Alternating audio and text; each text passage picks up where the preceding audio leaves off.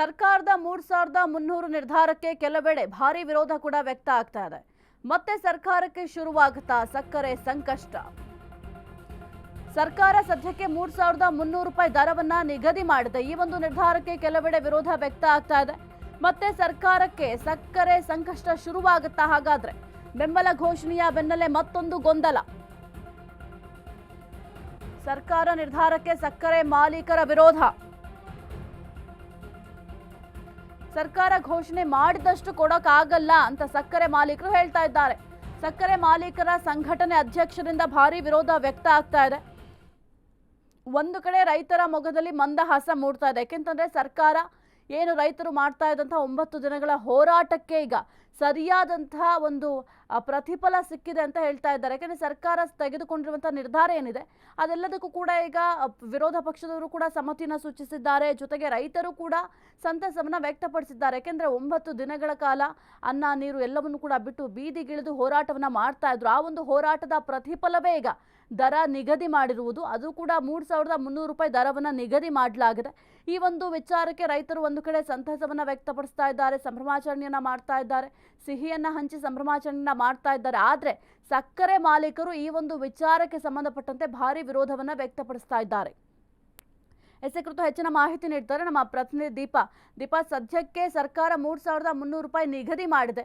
ಈ ಒಂದು ವಿಚಾರಕ್ಕೆ ಸಂಬಂಧಪಟ್ಟಂತೆ ರೈತರು ಬಹಳ ಖುಷಿಯಲ್ಲಿದ್ದಾರೆ. ಆದ್ರೆ ಸಕ್ಕರೆ ಮಾಲೀಕರು ಈ ಒಂದು ವಿಚಾರಕ್ಕೆ ಸಂಬಂಧಪಟ್ಟಂತೆ ಭಾರಿ ವಿರೋಧವನ್ನ ವ್ಯಕ್ತಪಡಿಸ್ತಾ ಇದ್ದಾರೆ. ಹಾಗಾಗಿ ಮತ್ತೆ ಸರ್ಕಾರಕ್ಕೆ ಏನಾದ್ರೂ ಸಂಕಷ್ಟ ಶುರುವಾಗತ್ತಾ ಅಂತ?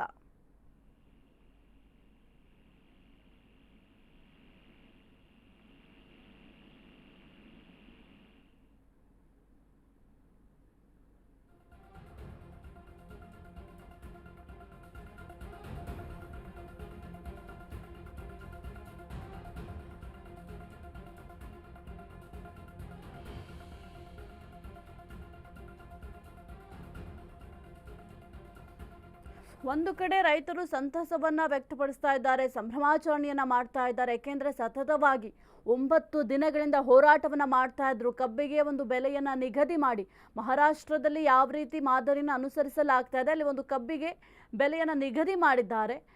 3,600 ರೂಪಾಯಿ ನಿಗದಿ ಮಾಡಿದ್ದಾರೆ. ನೀವು ಅಟ್ಲೀಸ್ಟ್ 3,500 ರೂಪಾಯಿ ಆದ್ರೂ ಬೆಲೆಯನ್ನ ನಿಗದಿ ಮಾಡಿ ಅಂತ ಆಗ್ರಹವನ್ನ ಮಾಡ್ತಾ ಇದ್ರು. ಅದರ ಬೆನ್ನಲ್ಲೇ ಸಭೆಯನ್ನು ಕೂಡ ಮಾಡಲಾಯಿತು. ಆ ಒಂದು ಸಭೆಯಾದ ನಂತರ ಸಿಎಂ ಸಿದ್ದರಾಮಯ್ಯ ಅವರು ಸದ್ಯಕ್ಕೆ ಬೆಲೆಯನ್ನ ನಿಗದಿ ಮಾಡಿದ್ದಾರೆ. ಎಸ್ಎ ಕುರಿತು ಹೆಚ್ಚಿನ ಮಾಹಿತಿ ನೀಡ್ತಾರೆ ನಮ್ಮ ಪ್ರತಿನಿಧಿ ದೀಪಾ ಕುಕ್ವಾಡ. ಸದ್ಯಕ್ಕೆ ಸರ್ಕಾರ ಒಂದು ಬೆಲೆಯನ್ನು ಕೂಡ ನಿಗದಿ ಮಾಡಿದೆ. 3,300 ರೂಪಾಯಿ ಬೆಲೆ ನಿಗದಿ ಮಾಡಿರೋದನ್ನ ರೈತರು ಕೂಡ ಸ್ವಾಗತವನ್ನ ಮಾಡಿಕೊಂಡಿದ್ದಾರೆ, ಸಂತಸವನ್ನ ವ್ಯಕ್ತಪಡಿಸಿದ್ದಾರೆ, ಸಂಭ್ರಮಾಚರಣೆಯನ್ನ ಮಾಡ್ತಾ ಇದ್ದಾರೆ. ಆದ್ರೆ ಮತ್ತೊಂದು ಕಡೆ ಸಕ್ಕರೆ ಮಾಲೀಕರ ಸಂಘಟನೆಯಿಂದ ಭಾರಿ ವಿರೋಧ ಕೂಡ ವ್ಯಕ್ತ ಆಗ್ತಾ ಇದೆ. ಹಾಗಾಗಿ ಏನಾದ್ರೂ ಮತ್ತೆ ಸರ್ಕಾರಕ್ಕೆ ಏನಾದ್ರೂ ಸಂಕಷ್ಟ ಎದುರಾಗುತ್ತಾ ಈ ಒಂದು ವಿಚಾರಕ್ಕೆ ಸಂಬಂಧಪಟ್ಟಂತೆ ಅಂತ? ಸಾಹಿತ್ಯ ನಿನ್ನೆ ಅಂದ್ರೆ ಅನಿವಾರ್ಯವಾಗಿ ಕಬ್ಬಿನ ಬೆಲೆಯನ್ನ ಏರಿಕೆ ಮಾಡಲೇಬೇಕಾದಂತಹ ಪರಿಸ್ಥಿತಿ ಸರ್ಕಾರದ ಮುಂದಿತ್ತು. ಆದ್ರೆ ಅದನ್ನ ಹೇಗೆ ಅನ್ನುವಂತಹದ್ದು, ಯಾಕಂದ್ರೆ ತಕ್ಷಣಕ್ಕೆ ಕೇಂದ್ರಕ್ಕೆ ಹೋಗಿ ಅದನ್ನ ಹೆಚ್ಚು ಮಾಡಿಸುವಂತಹ ಪ್ರಯತ್ನ ಮಾಡಿದ್ರು ಕೂಡ ಅದು ಅಷ್ಟು ಸುಲಭಕ್ಕೆ ಇರಲಿಲ್ಲ.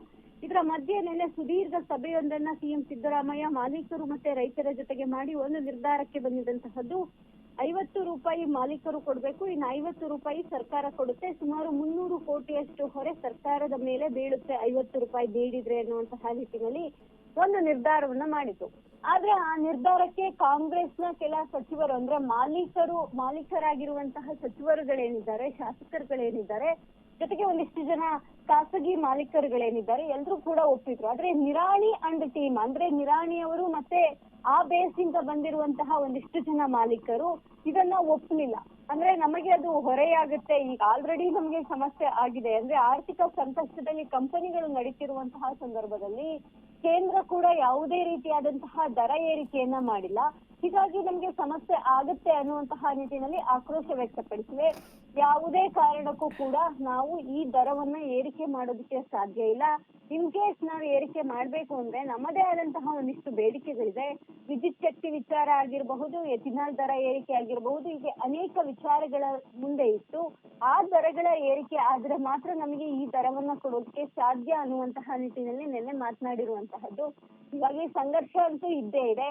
ಆದ್ರೆ ಸರ್ಕಾರ ದರ ಏರಿಕೆ ಮಾಡಿರೋದ್ರಿಂದ ಅನಿವಾರ್ಯವಾಗಿ ಖಾಸಗಿ ಕಂಪನಿಗಳು ಅಂದ್ರೆ ಖಾಸಗಿ ಕಾರ್ಖಾನೆ ಶುಗರ್ ಕಾರ್ಖಾನೆಗಳೇನಿದೆ ಅವರು ತಲೆ ಬಾಗ್ಲೇಬೇಕಾಗುತ್ತೆ. ಆದ್ರೆ ಸರ್ಕಾರಕ್ಕೆ ಮತ್ತಷ್ಟು ಒತ್ತಡವನ್ನ ಹಾಕುವಂತ ಸಾಧ್ಯತೆಗಳು ಕೂಡ ಇದೆ. ಸಾಹಿತ್ಯ. ಓಕೆ, ಥ್ಯಾಂಕ್ ಯು ದೀಪಾ ನಿಮ್ಮೆಲ್ಲ ಮಾಹಿತಿಗಾಗಿ.